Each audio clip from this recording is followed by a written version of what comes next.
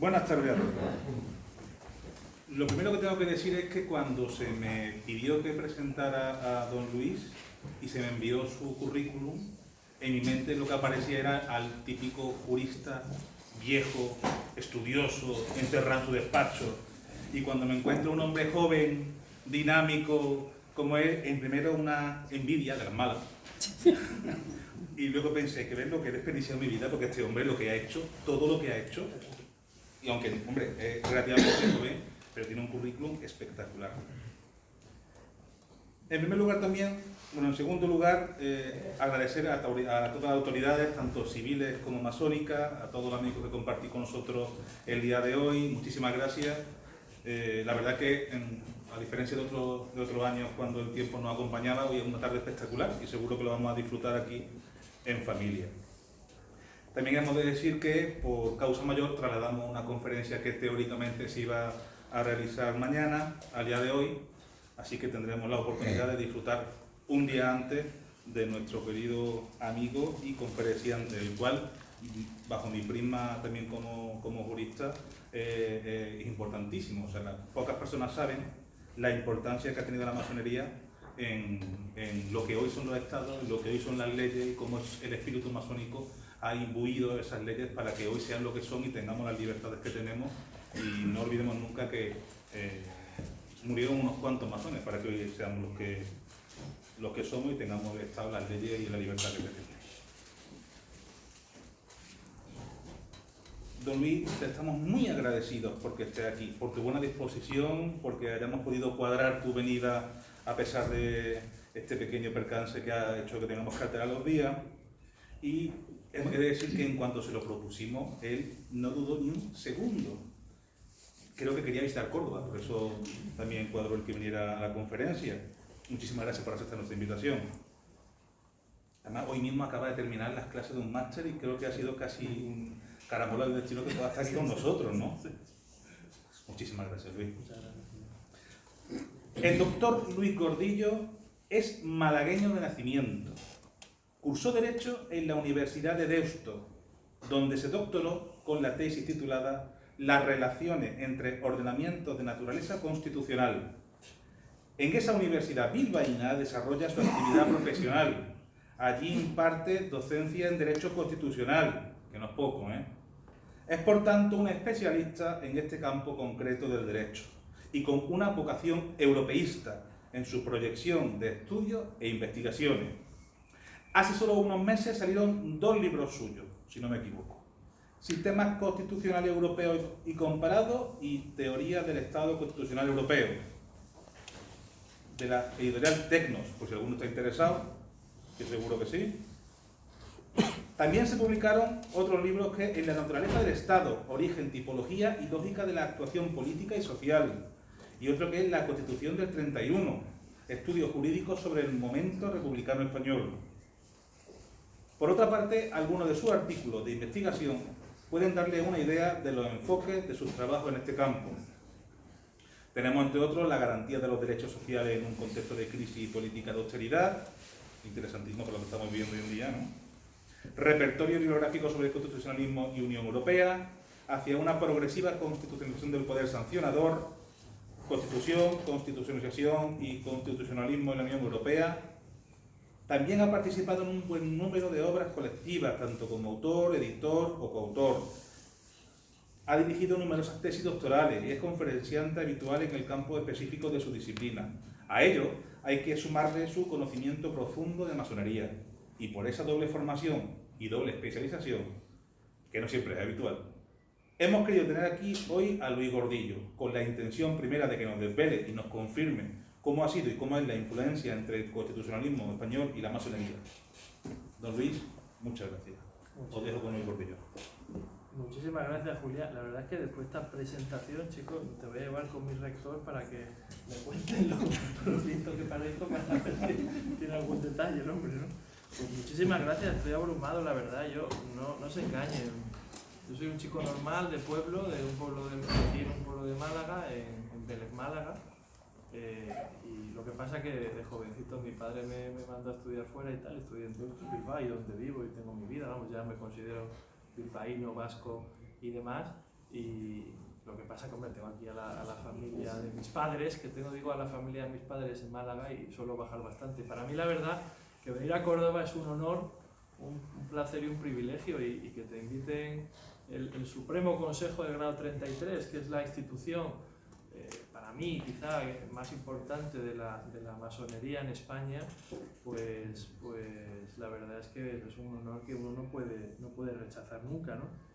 Yo en primer lugar simplemente quería agradecer a los organizadores de este evento, que está compatrocinado por la Simbolismo, ¿no? Quizá la Gran Logia y su logia de aquí, que es Maimónides 173, y también sobre todo por el Supremo Consejo del Grado 33 y último el rito escocés antiguo aceptado para España, antes se llamaba y sus dependencias, que es el organismo, ¿no? que agrupa lo que se llama la masonería filosófica, como la mayoría de los que están aquí yo creo que ya saben, además mucho mejor que yo. Incluso entre el público está su soberano gran comendador, el presidente. Vamos, yo creo que mayor honor no puede haber que estar aquí entre amigos, entre interesados y con estas autoridades, ¿no?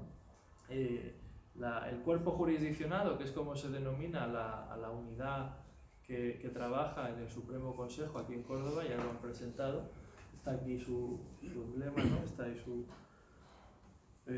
que es Patricia Córdoba, y como ven ustedes además el emblema está siempre en rojo, que es el color típico de lo que se llama el rito escocés antiguo y aceptado.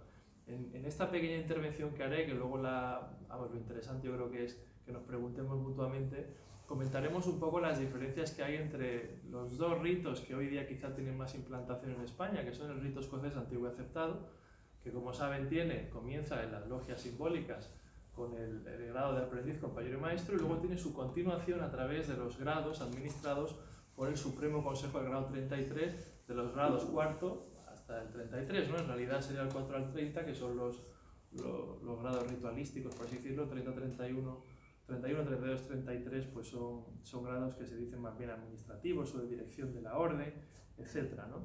Lo digo así porque el rito escocés tiene una continuación lógica.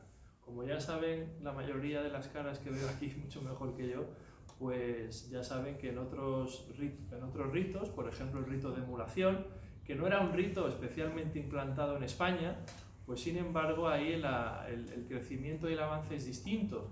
Allí luego hay pues una serie de cuerpos que se llaman cuerpos colaterales, ¿no?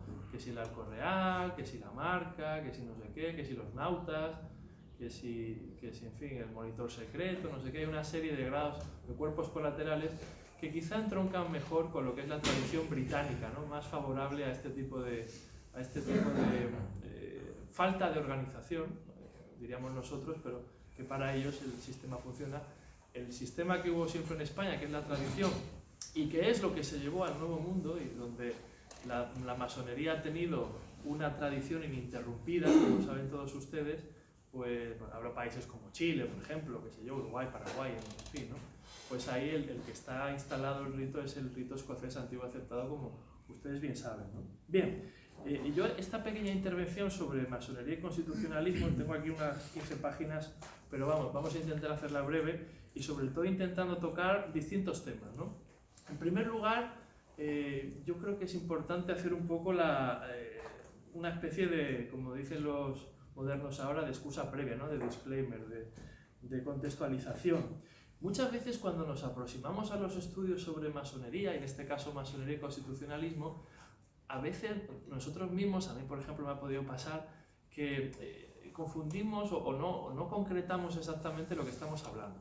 Hay una cosa que es la historia de la masonería, y hay gente que se ha dedicado a estudiar la masonería desde el punto de vista histórico, ¿no? Otra cosa es lo que sería un masonólogo, que sería una persona experta en lo que es la masonería como un sistema de valores que se transmite a través de un rito y a través de una serie de alegorías y demás. Hay grandes expertos también en España, quizá uno de los que más saben precisamente pues es un profesor de universidad, Pedro Álvarez, de la Universidad Pontificia de Comillas, ¿no? Tiene un libro excelente, yo les sugiero, que es La masonería, escuela de formación del ciudadano. Yo creo que es lo mejor que haya escrito. Y luego otra cosa es el aspecto, si quieren, más, pues yo qué sé, administrativo también, ¿no? El aspecto de la masonería, ¿no? Con lo cual, muchas veces Perdón, y otra cosa son los masones, ¿no? Es decir, los masones al final pues también son personas que forman parte de una institución y que a lo mejor ellos mismos pues no son expertos en la historia, sobre todo al principio de lo que es la propia institución a la que pertenecen, como a lo mejor un cristiano no sería experto al principio a lo mejor en la historia de la iglesia, o como a lo mejor, qué sé yo, pues cualquier persona que pertenezca a una estructura o una asociación al principio no es experta, ¿no?, en la propia historia de su propia institución. Pero, en fin, dicho esto, se observa siempre, o siempre se ha observado con el tema de la masonería, hay siempre un sentimiento entre el misterio, a veces en nuestro país, desgraciadamente en España, pues siempre ha habido un punto de desconfianza, sobre todo por el tratamiento reciente, ¿no?, que sufrió la masonería, el maltrato en el régimen franquista, en el que se utilizó la masonería pues como la encarnación de todos los males que tenía el país, ¿no? Y ahí se ponía todo junto, el comunismo, la masonería, no sé qué, y además todo eso era la encarnación de los males que tenía el país. Se creó un tribunal para la represión del comunismo, la masonería y demás, y todo esto, ¿no? Cuando Franco, ya saben, que intentó entrar en una logia y no le dejaron, y luego su hermano sí que era masón, como ya saben, en fin, todo esto está también por ahí novelado, ¿no? Lo que voy es que cuando se habla de masonería también, otro tema que suele salir, y esto lo explicará muy bien José mañana, ¿no?, el tema de la mujer también. Dentro de lo que es la masonería hay distintas obediencias también. Hay obediencias que admiten solamente a hombres, hay obediencias que admiten solamente mujeres, y hay obediencias que también son mixtas, ¿no? Es decir, hay un poco de todo. Por eso, como Pedro Álvarez suele decir, y me suele decir además, en realidad habría que hablar de masonerías, ¿no?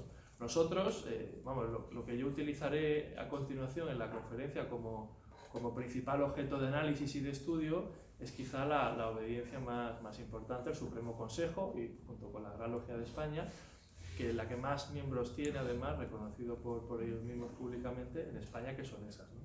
Pero en fin, que esto también es una cosa que hay que dejarla siempre claro.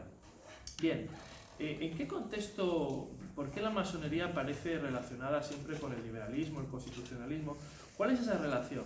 Mire, no se trata tanto de establecer una relación causa-efecto, de decir, por ejemplo, no, es que la masonería crea el liberalismo, la masonería crea el constitucionalismo. No es tanto eso. Se trata, yo creo, más bien de descifrar y deslindar los intereses comunes entre ambos movimientos, el liberalismo por un lado, la masonería por otro, y ahí sí que puede haber interacciones comunes, pero no son interacciones en una relación causa-efecto perfecta, sino que hay personas interesadas o personas que veían en el liberalismo clásico del siglo XIX una forma de introducir, de secularizar la sociedad, de introducir una serie de elementos de apertura en la sociedad, de colocar al individuo en el centro de lo que es la estructura social, todo este tipo de cosas, que además eran miembros de organizaciones masónicas que a la vez defendían también estas mismas cuestiones, ¿no? Entonces ahí sí que se produce una serie de interrelaciones mutuas. Pero claro, igual que sucede esto, tampoco se le puede echar a la culpa a la masonería de que si uno de sus miembros cometió crímenes, tampoco son crímenes que puedan ser imputables a la masonería, ¿no? Igual que si hay un sacerdote porque es un criminal, pues tampoco se le puede echar quizá la culpa a la institución a la que pueda pertenecer de los actos, ¿no?, siempre y cuando no hable en nombre de ella. A lo que voy es que cuando hablamos de este tema, yo creo que siempre tenemos que tener un poco en cuenta el contexto en el que nos movemos, ¿no? ¿De qué es de lo que vamos a hablar aquí? Bueno, vamos a comenzar un poco con qué es el constitucionalismo, qué es la masonería, ¿no? ¿Qué es el constitucionalismo? ¿Qué es la masonería? La masonería se suele definir, y esto cuando intervenga además Jesús Soriano, que esto lo hace muy bien, o cuando intervengan mañana otros colegas, yo creo que también lo harán muy bien. Normalmente se suele definir como un sistema moral oculto en alegorías e ilustrado a través de ciertos símbolos. Es decir, es un sistema, los que estudian filosofía lo podrían asimilar a lo que se denomina históricamente una ética de máximos, ¿no? Un sistema que te permite desarrollar una ética de máximos en un contexto en el que existen unos símbolos, la transmisión de ese conocimiento, o mejor dicho, la transmisión de esa ética se realiza de forma experimental. ¿Cómo transmites tú la ética de manera experimental, ¿no? Pues esto se hace a través de un sistema de alegorías, de metáforas, de simbología y demás, ¿no?, que es la forma en la que históricamente pues otras corporaciones históricas desde los druidas hasta en Roma, las corporaciones que tenían, pues transmitían sus conocimientos, ¿no? Era una forma también de que ese conocimiento ciertamente estuviera, unos dicen que cerrado al común de los mortales y otros dicen que era una forma de proteger la pureza de ese conocimiento que existía, ¿no? Por eso la pertenencia a muchas instituciones de este tipo, de esta categoría, era una fórmula de adquirir un conocimiento que de otra forma no se podría adquirir, ¿no? ¿Qué implica el constitucionalismo? El constitucionalismo en realidad es una técnica que permite conciliar, que permite hacer compatible el ejercicio del poder con la libertad. El ejercicio del poder con la libertad en el marco de una institución que debería ser siempre aséptica, que es el Estado. Eso es el constitucionalismo. Giovanni Sartori, por ejemplo, uno de los sociólogos más influyentes del mundo occidental, que murió hace poco, por cierto, solía definir el constitucionalismo como garantismo. Es una forma de garantizar la libertad del individuo en un contexto también de seguridad, pero en un contexto de igualdad con sus conciudadanos, ¿no? Sobre la historia del Estado y la teoría del Estado, pues hay mucho escrito. Yo algo también he escrito, pero vamos, poco. Aquí quienes más han escrito siempre y mejor los clásicos, ¿no? Desde el Estado de Hobbes, luego las aperturas que hay en autores como Locke y demás.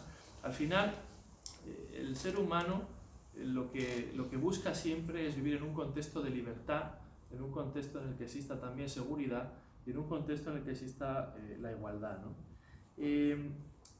¿Cómo comenzamos a relacionar nosotros estos conceptos con la masonería, ¿no? ¿Y qué tiene que ver aquí el liberalismo? Miren, el liberalismo al final es una doctrina política que esencialmente, hombre, en el Reino Unido todo empieza más o menos un siglo antes, ¿no? Pero lo que es el Reino Unido, antes más bien Inglaterra, pero sí que es cierto que más o menos en el siglo XIX comienza a desarrollarse pues toda una ideología que es una especie de nuevo renacimiento en Europa, ¿no? Lo que pretende simplemente es rescatar una serie de valores, que el individuo sea el centro.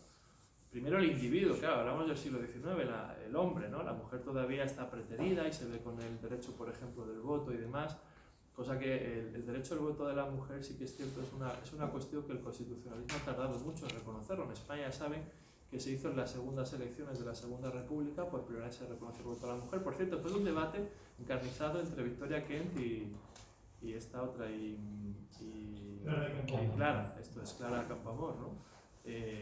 Clara Campoamor decía que no, que sí, que la mujer tenía que votar ya, y Victoria Kent estratégicamente decía, es que claro, la mujer está muy influida por los curas y por los grupos conservadores, entonces van a votar mayoritariamente a la derecha. Al final, por unos cuantos votos salió que sí, efectivamente también parece ser que votaron mayoritariamente a los grupos más conservadores, ¿no?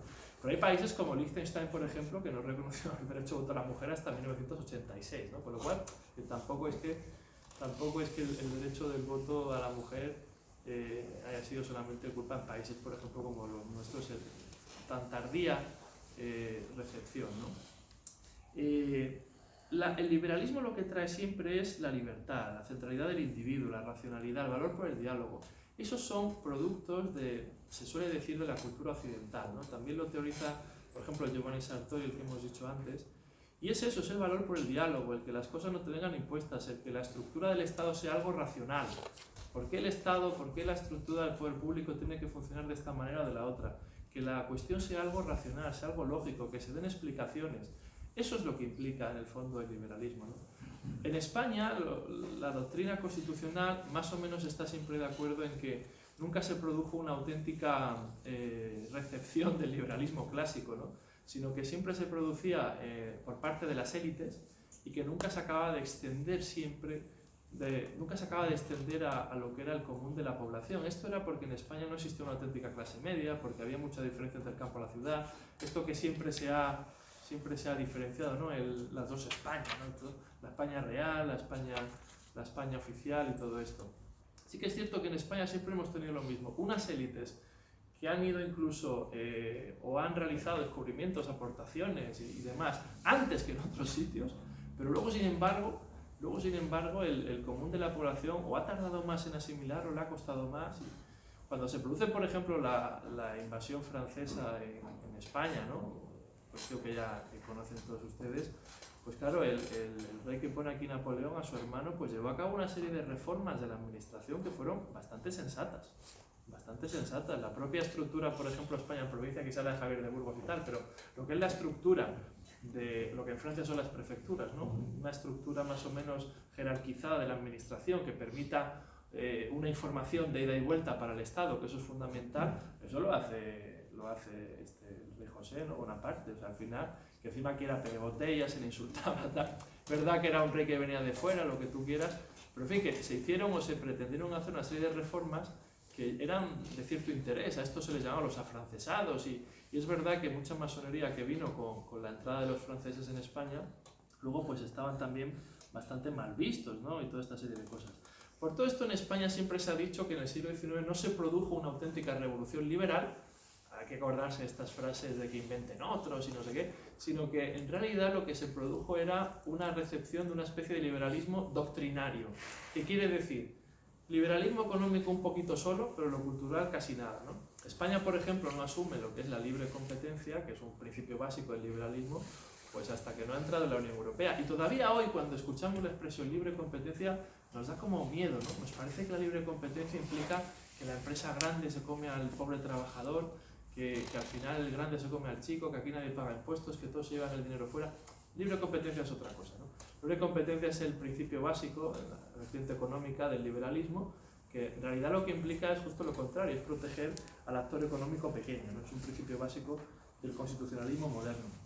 Bien, a lo que voy es que el constitucionalismo es quizá la versión jurídica, por así decirlo, del liberalismo, que a su vez es la versión política de una masonería, que es la versión filosófica de este movimiento triple, que lo que implica simplemente es un proceso progresivo de avance en lo que es esos tres elementos básicos que hemos dicho, que es la cultura occidental: el valor central del individuo, el gusto por la racionalidad, la explicación racional, y luego en tercer lugar el valor del diálogo, ¿no?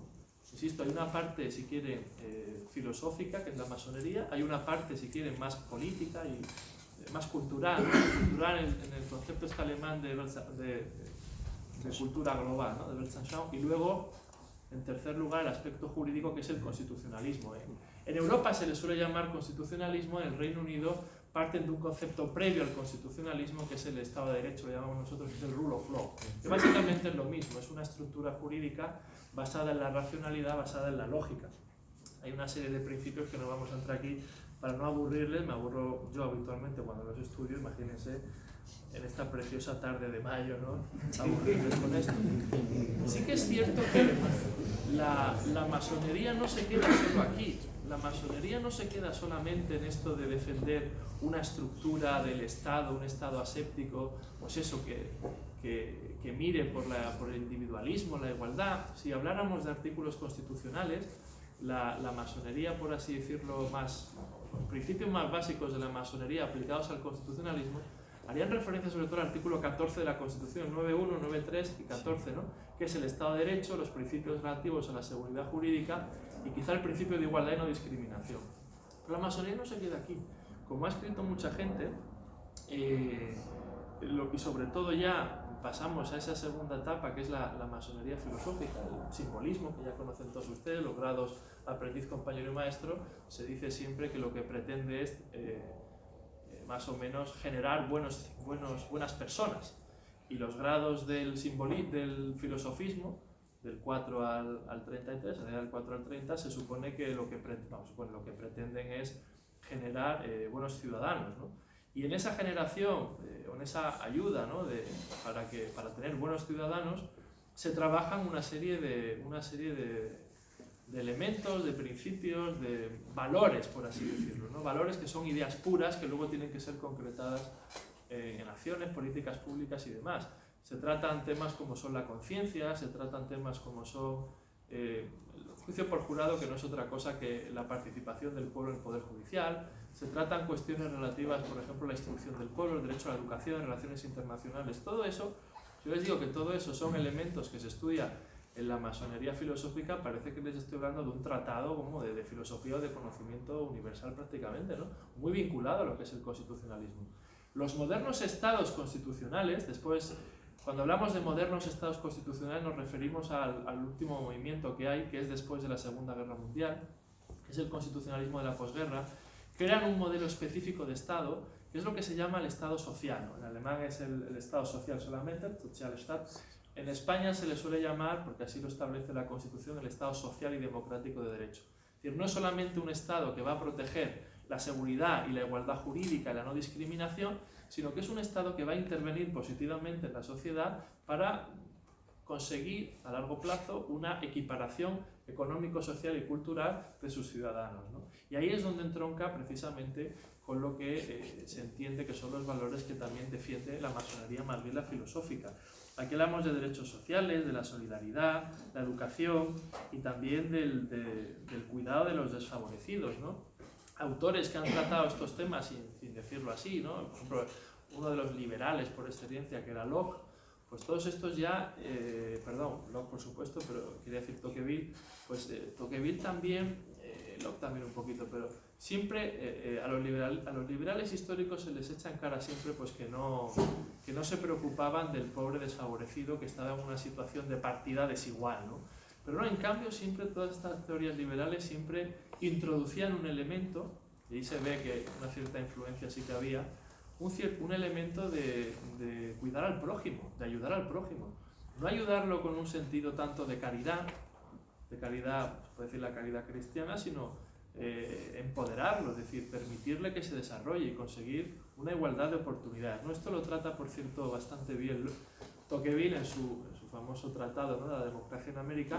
Y él, curiosamente, lo que propone Tocqueville, permítanme la licencia, es que dos formas de conseguir esto, ¿no? Que esto solo se va a conseguir con la educación, la formación de las personas. Y además él ahí relata una serie de valores que entroncan perfectamente con lo que es la masonería, y dice además que para que esto sea así tiene que haber un grupo de personas, una élite no tanto económica sino intelectual, que predique con el ejemplo, ¿no? Que predicara con el ejemplo. En Estados Unidos, por ejemplo, donde no existe el Estado social, las personas que tienen mucho dinero están casi obligadas socialmente a hacer grandes donaciones. Evidentemente esto no sustituye al Estado social, ¿no? Pero sí que es verdad que muestra un poco un ejemplo de lo que entiende el liberalismo ya más de corte anglosajón, que debe ser la ayuda a lo que es el prójimo, ¿no? En el caso europeo, la ayuda que no se entiende como ayuda al prójimo, sino que se entiende como el ir eliminando las desigualdades sociales, es una cuestión que le corresponde al Estado, ¿no? Y aquí, por ir cambiando un poquito de tema, no aburrirles demasiado con estas teorías filosóficas, podemos hablar un poco de otro punto interesante, que es un poco también cómo la masonería tiene que institucionalizarse. Hemos dicho al principio que hay organizaciones masónicas que son de solo hombres, otras de solo mujeres, otras mixtas. Nosotros hemos tomado la del Supremo Consejo y quizá la Gran Logia de España como el principal objeto de estudio. Y la masonería también ha tenido que adaptarse a la vida constitucional, ¿no? Cuando se habla de cuáles son las normas masónicas, aquí hay una serie de principios que están en los llamados antiguos landmarks, ¿no? Que eran los antiguos principios básicos que están por ahí, en una serie de manuscritos y de documentación que ha ido pasando a través del tiempo, pero evidentemente tanto los landmarks como luego los estatutos o las constituciones, las normas básicas de las organizaciones masónicas, tienen que irse adaptando progresivamente a lo que es la estructura del Estado, ¿no? Para poder insertarse como organizaciones.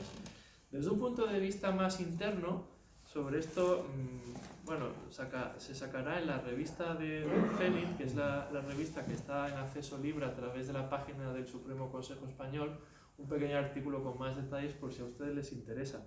Pero vamos, les resumo mucho, el derecho masónico general, constitucional, por no meterme en otros berenjenales, sí que estaría constituido por los llamados landmarks, que son esos principios básicos de orden constitucional, las normas básicas que tenga cada obediencia, que están en sus estatutos o constituciones, y luego los que tenga cada logia, cada unidad básica, ¿no? Esas son las normas internas. Pero claro, esas normas internas al final también tienen que encajar con las normas civiles de los estados en los que se desarrollan los trabajos de estas obediencias masónicas. ¿Y esto cómo se hace? Pues mire, en Europa la mayoría de las instituciones masónicas se transforman o tienen una forma jurídica asociativa, por lo tanto tienen que respetar la legislación de asociaciones. Ahora mismo una ley orgánica del año 2002 sobre el derecho de asociaciones, tienen que estar inscritas, tienen que pues su junta directiva tiene que estar ahí registrada, o sea que vamos, pública, ya tiene que ser de acceso público.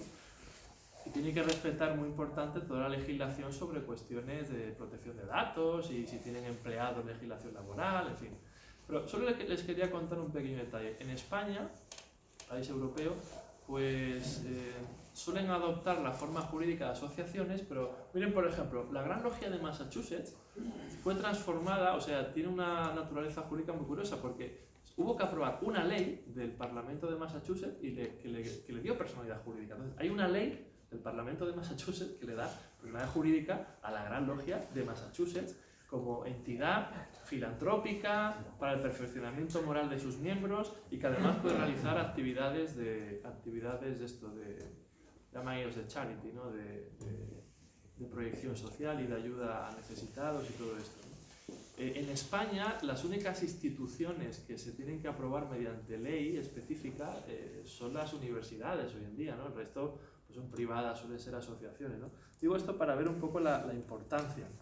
En España hay un puntito histórico, ya saben también, esto lo podría contar muchísimo mejor, como todo lo que estoy yo contando, no solo el soberano gran comendador aquí presente, sino otros muchos miembros y personas que saben de estos temas que veo aquí sentadas, pero en España, por ejemplo, cuando se produce evidentemente después de la guerra civil y todo el régimen franquista, pues los masones que había aquí se intentaron, huyeron como pudieron, entonces se escaparon pues a Francia, luego a México. Los archivos están muy, esto sabe mucho aquí la profesora Turrión que está sentada, pero la documentación está muy desperdigada, es parcial, había muchas obediencias, había una cierta confusión porque también la masonería se estaba reestructurando administrativamente en lo que es la masonería mundial y todo esto, ¿no? Pero sí que es cierto que se ha perdido muchísimo, se perdió mucho en París porque claro, cuando llegaron los nazis pues destruyeron la mayoría de los documentos, un poquito se fue a México, luego algo por ahí queda, pero bueno, en fin, se ha perdido bastante.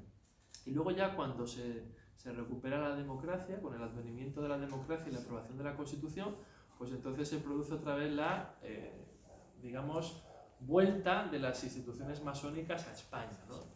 La vuelta a las instituciones masónicas de España que básicamente hay un grupo que viene de México, luego hay otro grupo aquí más bien en Cataluña que tenía relación con la Gran Logia Nacional Francesa, la JNLF, y que luego crea una Gran Logia de distrito, luego se transforma en una asociación, luego llega a un acuerdo con la Gran Logia Unida de Inglaterra para que, en fin, den también un reconocimiento y tal, en fin.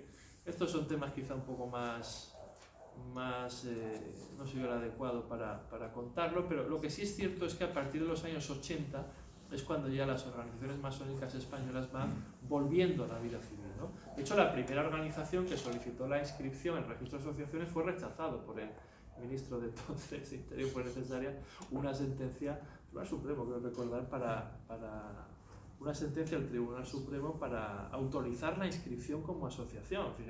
Fíjense ustedes cómo estaba el tema, ¿no? El año 79, que es cuando se solicita esto finalmente, ¿no?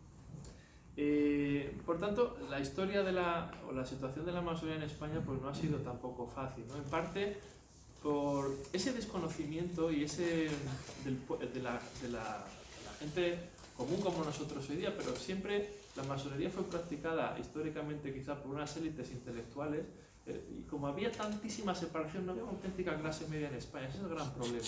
Había tanta separación entre una élite intelectual y luego quizá el resto de la población, eso era visto siempre con desconfianza, como algo que no se entendía, que no se comprendía, y de ahí en parte viene un poco todo este rechazo, y fue muy fácil para el régimen franquista orquestar este rechazo que se hizo a la masonería, porque mientras que en España la masonería era el demonio, los que luego fueron aliados o reconocieron a España el concierto mundial con el régimen de Franco, como Estados Unidos o el propio Reino Unido, pues ahí la masonería está muy desarrollada.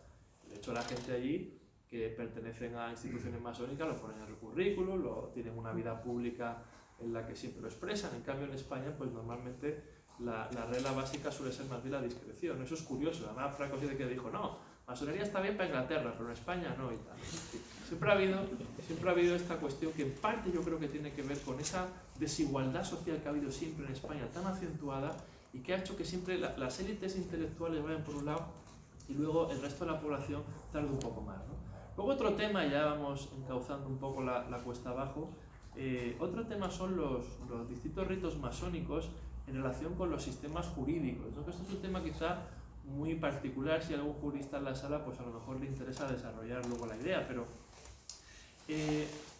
por así decirlo, el rito masónico que entronca quizá mejor con lo que es la historia, la idiosincrasia española y que estaba y tal, es el rito escocés antiguo y aceptado. Ese es el rito escocés antiguo y aceptado, que es el que está organizado en 3 grados primero y luego del 4 al 33, ¿no? Ese es el que entronca quizá mejor. Se observa además que es un rito que encaja muy bien con lo que es el sistema jurídico romano-germánico. El sistema jurídico romano-germánico es el que tenemos en España, ¿no? En España, Italia, Francia, Alemania. ¿Cómo es el sistema jurídico romano-germánico? El sistema jurídico romano-germánico, el de derecho civil, por así decirlo, es un sistema jurídico en el que nosotros queremos que haya leyes escritas, claras, donde estén los derechos y obligaciones de las personas y la regulación de las instituciones, ¿no? Y eso entronca muy bien con lo que es el rito escocés, que además está bien administrativizado y bien organizado.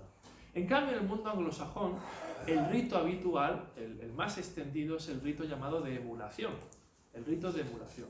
El rito de emulación, que es un rito que es hijo de una cultura, de la cultura llamada del common law, que es la otra gran cultura jurídica, que es una cultura jurídica distinta de la romano-germánica.